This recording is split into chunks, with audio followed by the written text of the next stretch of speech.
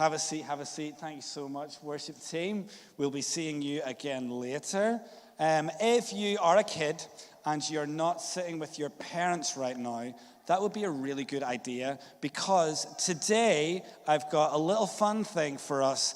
And well, it's not that you necessarily need your parent, but you probably need their phone. So, we're going to play Crooksy's New Year Bingo. This is the annual event of Rehope Southside for the new year. It's about to be. I'm going to make this a tradition because I'm trying to keep the festivities going up in here. So, Crooksy's New Year Bingo, here's how it works. You need your phone. You need to go to the Rehope Southside Instagram account. That's at Rehope Southside.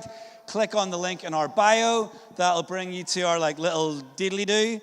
And in there, you'll see another link that says Crooksy's New Year Bingo. And you click on that, and it brings you up your very own bingo card. Fun. So as we go through today's story, if you see or if you hear anything that is from your bingo card, click on it. A big red X will appear so you know you've got that thing.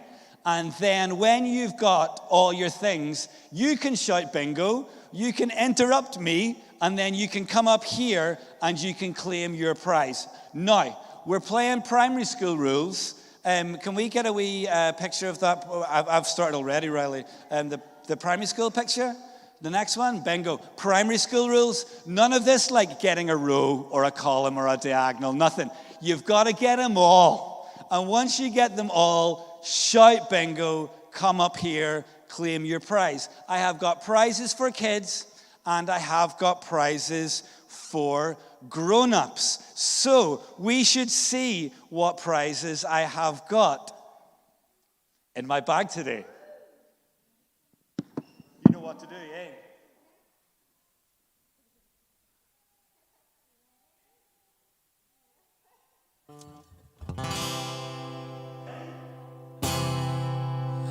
What have I got in my bag today? Bag today, bag today. What have I got in my bag today? Look and see. Fun. Will the fun ever end? No. It will never end. And I'll also just press on that.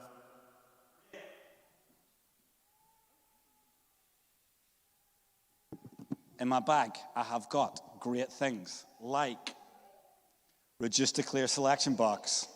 Don't get too excited too soon, Isaac. There's so many good things in here, mate. Are you going to stay? You are going to stay. That's fun. Oh, Jimmy.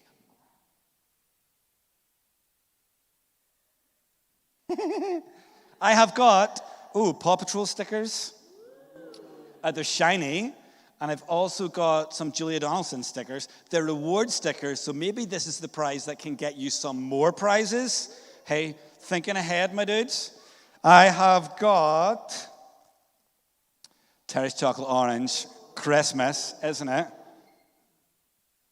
I've got Muppets minifigure. I have got Reaping Socks, dyed by my very own dye. I've got orange ones. I've got yellow ones and peachy ones. Those are little trainer socks. They're really cute. I was a bit offended that they didn't sell at Reap and Sow, but you can't win them all. Sure you can. Cool. And I've also got, coffee from that Southside Roaster with the Gaelic name that I can't pronounce. That one's for the kids.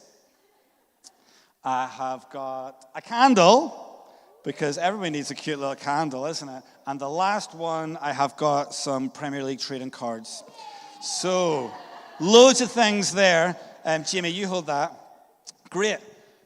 These are the things you're playing for. So, we've already started. So, if on your bingo card you see anything about the song bag, you can tick that off already. And we're going to get going because the fun has begun. Today, we're still talking about Christmas because I do want to keep the festivities going. Because sometimes after Christmas, I think that we think, I'm so glad that that's over. And maybe I was thinking that might be just like a grown-up's problem because grown-ups are the worst.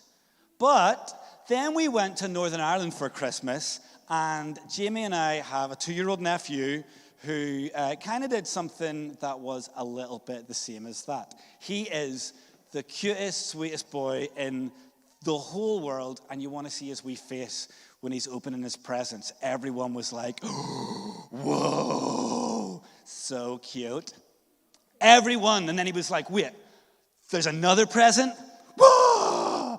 And he wanted to open the presents, because it turns out that the best thing about opening presents is opening presents. Playing with the presents, not so much. Get that garbage out of here. I just want to open another present. And then at the end of it, you're just left with a bunch of wrapping paper and a really excited 2-year-old and a sad dinosaur toy that knows it's not going to get played with. What a wee shame. We just move on from stuff, don't we? We're really excited about something for 1 minute, and then we just move on from it. How do we do that? Like, what is up with that? Let's not do that. Because last time I checked, you're not a 2-year-old. Unless you are a 2-year-old, in which case that is fine. But we don't want to move on from the Christmas just yet, because there is good stuff for us that we can carry on into the new year from Christmas that we don't want to just move on from, which brings us to today's story. Ding dong, Christmas bells? No, just the doorbell of the palace in Jerusalem. And they open it, and there are very, very excited people at the door. We're here. Cool, you're here. It's like, yes, we have come all the way to see him. We are so excited. We know what's going on. We know that it is the most wonderful time of the year. You guys don't seem that excited. And the people in the palace are just like, what is going on? The wise men are there. They're so excited. But the people in the palace aren't that excited. They're like, hey, wasn't there a baby king born here, right? And they're like, no. King Herod is our king, and he's old. He's not a baby. No, there was no baby king born here. And the wise men are like, yeah, the baby king. We know all about him. We saw his star when it appeared. We've traveled very far. We followed it. We knew it was from God, and we knew it meant baby king, and we followed it all the way here. So now we're here, and now he's here, and now we're here, and can we see him now? And they're just like, what are you talking about? Yo, we need to be more wise men, my dudes, because they are dedicated. They will not stop until they meet this special king. They see something, they know what it means, they know it's from God, and they know that it is good news. They don't know all the details yet. Don't worry about that. They just go for it, and they go for it full whack. I love that. They travel a crazy distance just to meet Jesus. They don't know his name yet. They don't know that he's called Jesus, but they know that he is really important, and they are ready to do whatever it takes to be with him and to be closer to him. And I love that about the wise men. They know that our King Jesus is just so important, and he isn't a thing to just be moved on from. And they keep going and going and going and going and going and going and going and going and going and going and going and going and going and going and going until they get to be with him. Even when things don't immediately go according to plan, they don't give up. I mean, they showed up at the palace because that's where baby kings are born, right? And everyone is like, what? Baby king, what? By the way, this is among the Google image results that you get when you Google confused King Charles.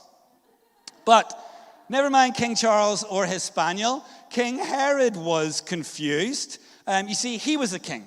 And he kind of liked being the king. And he didn't have any plans to not be the king anymore. So all of this chat about a new baby king, not his most exciting news ever.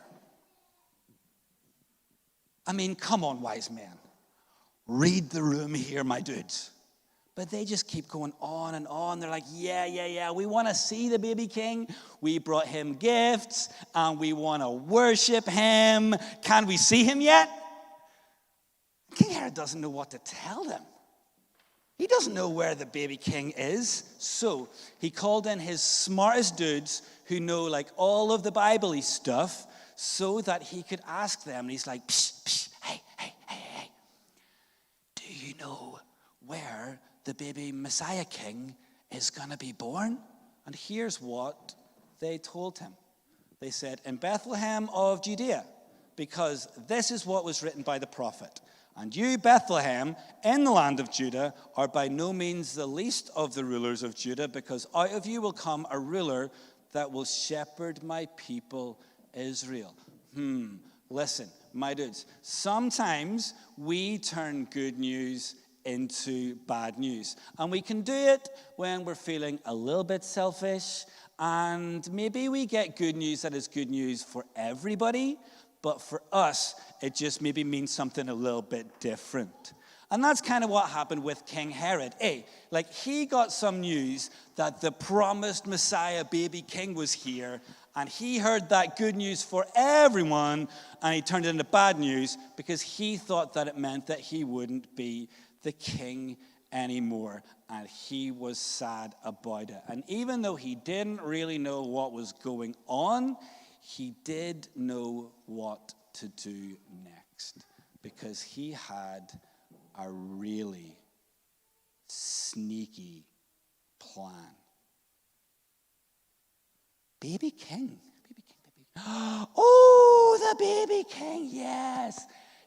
Oh, of course, how could I forget about the baby king? Yes. Oh, I'm so glad that you guys are here.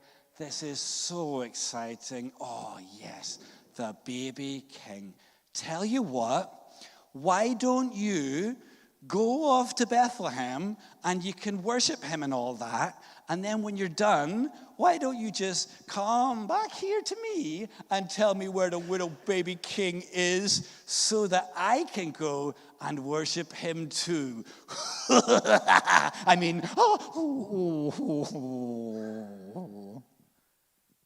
he wasn't going to go worship baby king. No, he wanted to kill the baby. Look, Herod isn't dumb. He knows who this baby is. He asked where the Messiah was. He knows this baby is God's special forever king. And instead of hearing good news about that, he decided he is going to get the really important promised by God forever king and try and kill him while he is still a baby. This man is nuts. He is nuts, and he's sneaky, and he didn't tell the wise men, and they trusted him, and they went off to Bethlehem, and they found the house where Jesus was. Yes, the house. He wasn't in the stable anymore. Whew. One night in the stable is one night too many, and when the wise men found Jesus, the Bible tells us that they were overwhelmed with joy. So much joy. They worshiped him and they gave him the gifts. And this was like more than just really exciting. This was the best thing ever. They were overwhelmed with joy. So much joy that they could barely even handle it. That doesn't sound like the sort of thing that you just move on from. Could you imagine the wise men being like, seeing Jesus was nice and all that, but I'm just so glad it's over. Like, no, they're not going to say that. We can be more wise men, because some things are worth getting excited about, for real. And there are some things that are worth getting so excited about you can barely even handle it. And Jesus is one of those things. And they weren't just excited in the moment, you know. They were excited the whole time. The whole time they were traveling that long, long distance. Oh, I can't wait to see him. They were excited when they showed up at the palace and things all got confusing and weird. Oh, I can't wait to see him. They were excited when they showed up at the house and they thought, well, this isn't exactly where I thought a baby king would be born. But they were still excited. They got to meet him. And when they got to meet him, it wasn't a letdown. They were so excited, and it wasn't a letdown. The first time I heard the word anticipation was used in reference to Star Wars Episode 1. So much anticipation, and then you watch it, and then it's garbage, and then so much disappointment, so much anticipation. I mean, look at Liam Neeson up there. Even he knows that he's done a bad thing. Liam Neeson knows what Liam Neeson did. And Jar Jar, look at him, he's all like, oh, oopsie, Misa make bad movie. Do you when you have those moments of clarity when you've just done a Jar Jar Binks impression in 2023? 23 and a half years too late with that one, Crooksy, nice one. New Year's Eve is a bit like that too sometimes, isn't it? Like so much excitement and so much hype, and then it comes and you're in bed by 8 o'clock. Or you wish you were in bed at 8 o'clock, but you're like, oh, I feel like I should stay up. I feel like I should stay up, even when you don't want to. It's anticipation, isn't it? Or maybe you thinking like this is going to be really fun hanging out with my pals, and it's not actually as good as you thought it was going to be. New Year's Eve kind of gets to be a bit of anticipation. But maybe it's not just New Year's Eve. Maybe it's like New Year's in general, eh? Because I feel like the last 10 years, it's been like, oh, I'm so glad 2016 is over. There's no way 2017 can be as bad as 2016. Do you remember when we were so glad to see the back of 2020? In the land of hope and glory that was going to be 2021. That was fun. Our buddy John in Portland had this theory that like when the Spanish flu pandemic ended, yes, I'm talking about the Spanish flu now. When the Spanish flu pandemic ended, and then it was like the roaring 20s. And he was like, see, when COVID's over, it's going to be the roaring 2020s. And he was like, all of the world is going to turn into Long Island, and we're going to just tear it up Great Gatsby style. It's going to be class. And you're like, cool. I'm kind of still waiting for that to happen. And instead, we got cost of living crisis and a war in Ukraine. Maybe John was actually thinking of the Spanish flu pandemic and then the Great Depression and then World War II. So maybe he was in the right ballpark, but still very, very, very, very, very wrong.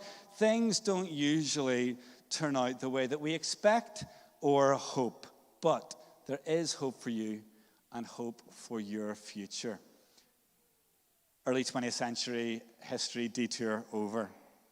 Let's make this year the year that we make the choice to carry our hope and our joy out of the Advent season and into the new year, no matter where we find ourselves, no matter what our circumstances. Think about the wise men, do you know?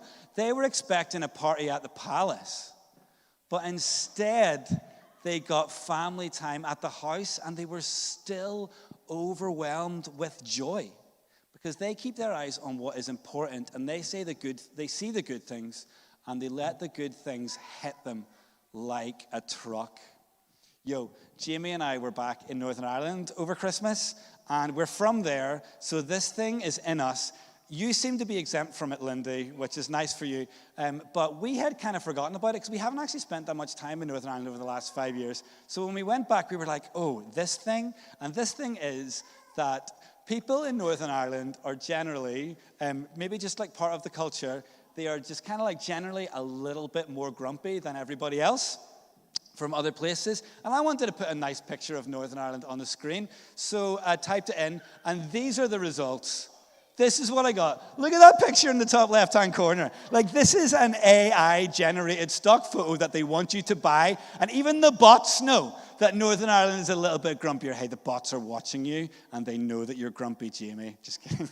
Not you, Lindy. You're very happy all the time. The bots know that Northern Ireland is grumpy. How did they know? To be fair, it's not a secret. Look, I don't even blame Northern Ireland. I'm from there, and I'm pretty grumpy half the time too.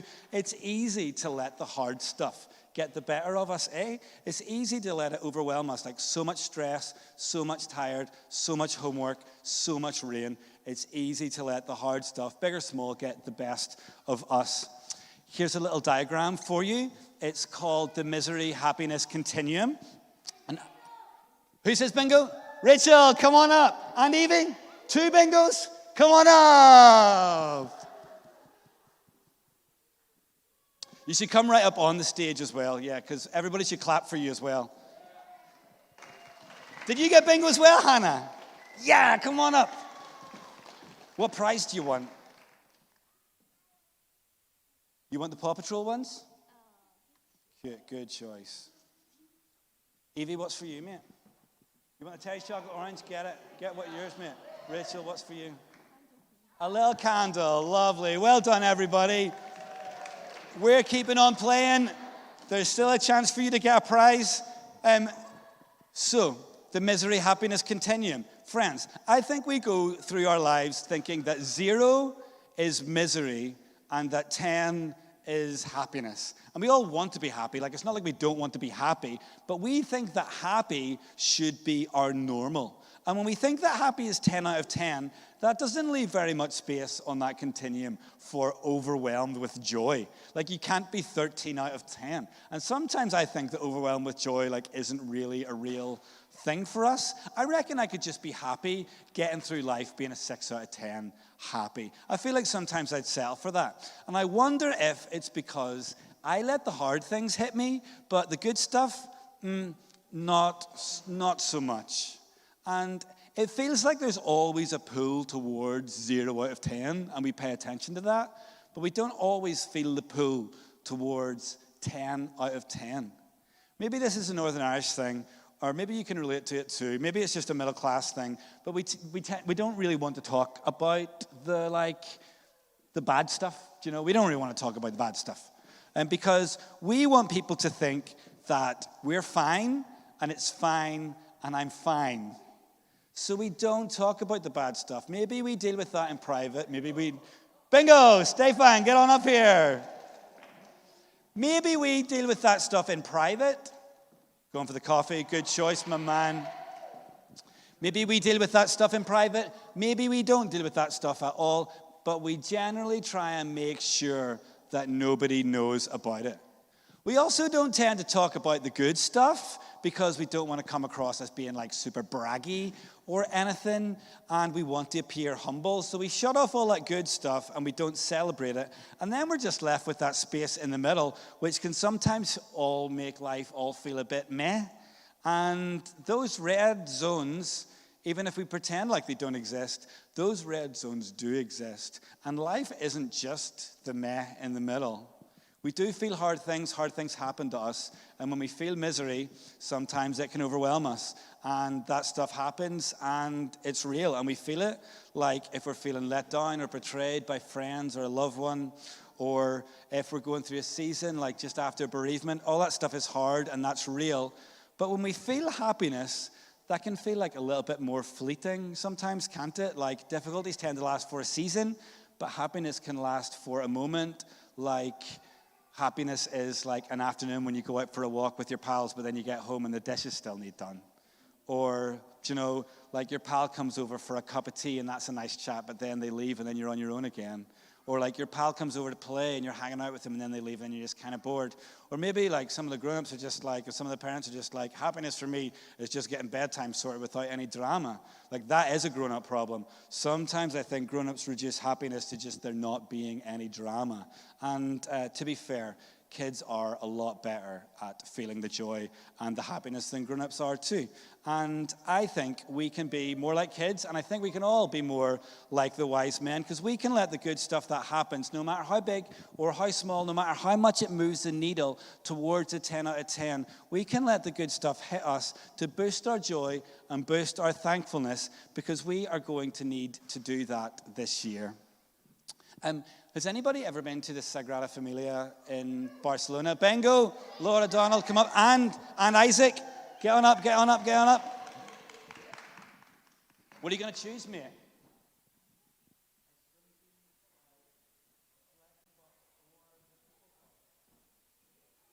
Fair play. That is kind of like 6 prizes, isn't it?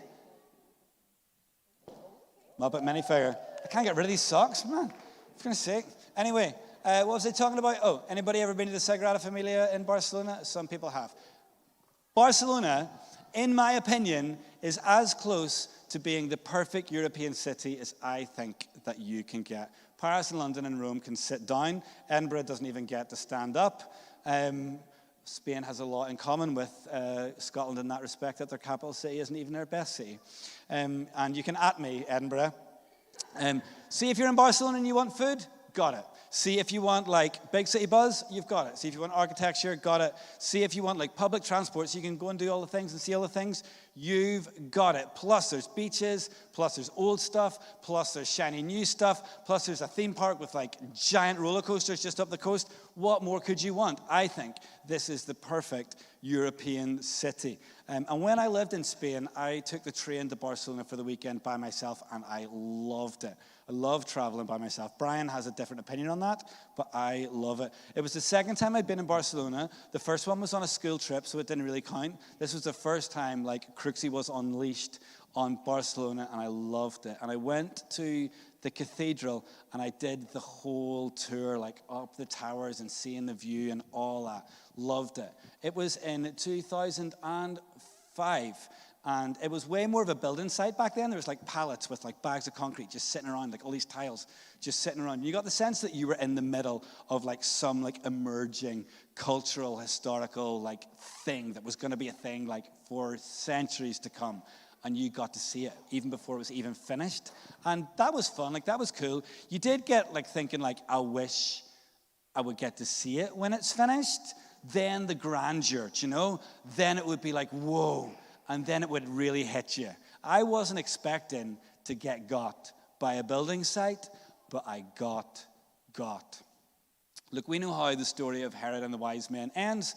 We know that God visits the wise men in a dream, and after they're done hanging about with Jesus, they go back home a different way, and they don't go back to see King Herod.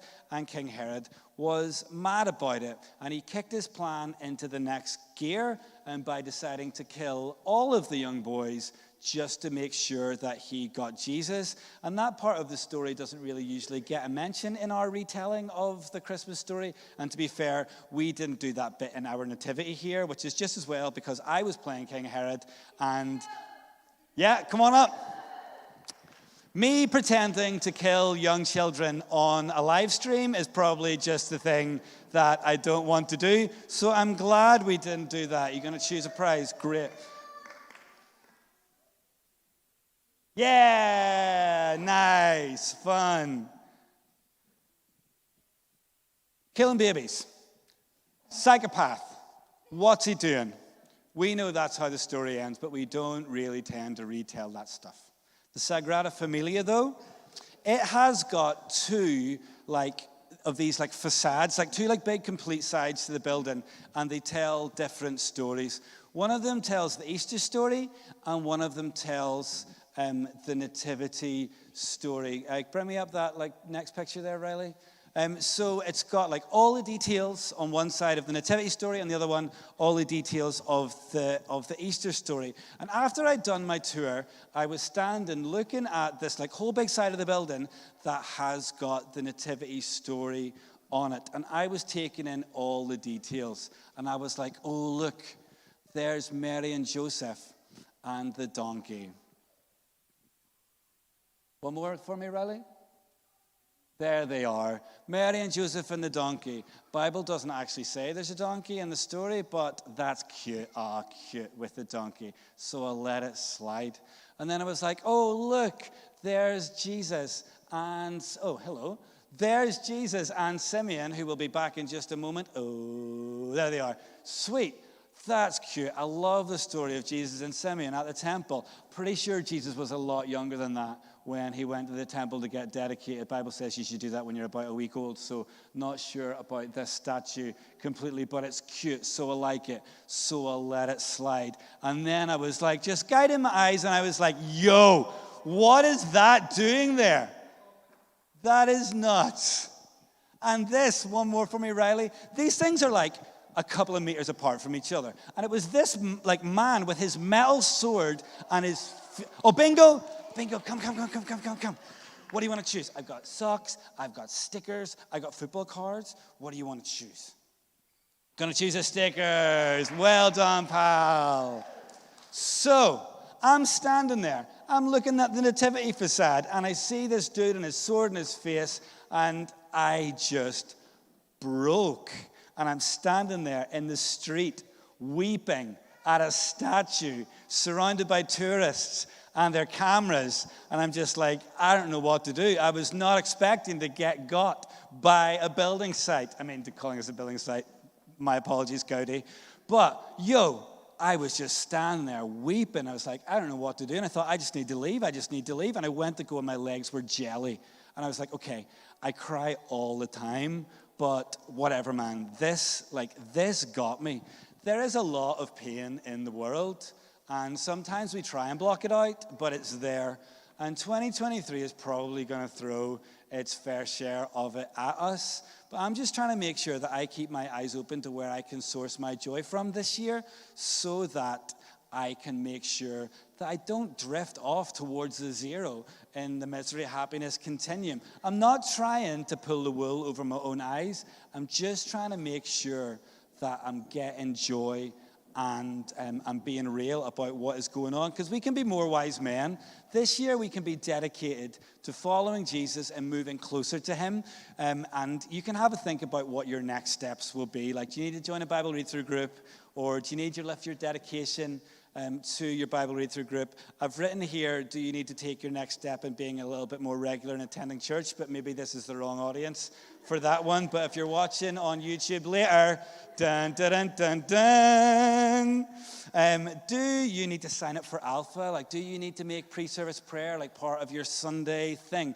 You'll know what your next step is. And I'm sure that whenever you find some time to reflect on your year, that you'll have time to think about what your next step to grow closer with Jesus is. I wouldn't rush it, to be fair. I think fasting week is going to be really important for a lot of us in that area. But we can be more wise men. And we can do that by making sure we're watching out for the stuff that God is doing, so that we can use it to boost our joy and our thankfulness. This year I did this thing where I tried to post on my Instagram story every day. And not just so that Hazel Collins could make fun of me on the internet. I did it so that I could feel like, I don't know, it just helped me to feel like better and like stay creative and whatever. But the thing that I love most about it is I can go back into my archive and like flick through my whole year, like our first year back in Scotland, and I can remember it all.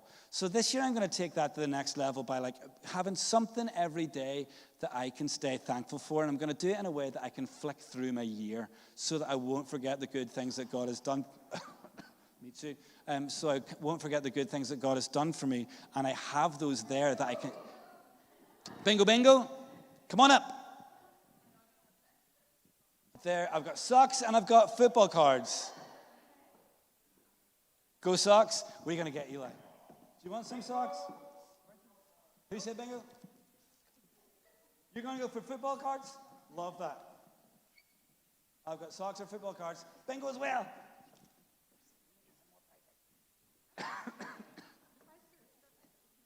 These are the last prizes. You're going to take the socks. That means you get a football card. Well done, everybody. Beautiful. Watch out for the good things that God is doing for you. Keep a note of them so that you can relive them. And we can be more wise men by celebrating the good things that God gives us. And we can make a big deal out of the things that should be a big deal. And I'm not saying you should go out and be really braggy, but what I am saying is don't underplay the good things that happen. Celebrate them. Tell people, like, maybe a share time's not a thing that you really do yet. Maybe that could be something that you fold into the mix as well, to celebrate what God is doing for you and carry your joy forward as you move into 2023, no matter where you find your circumstances. Friends, we are going to move into a time of response.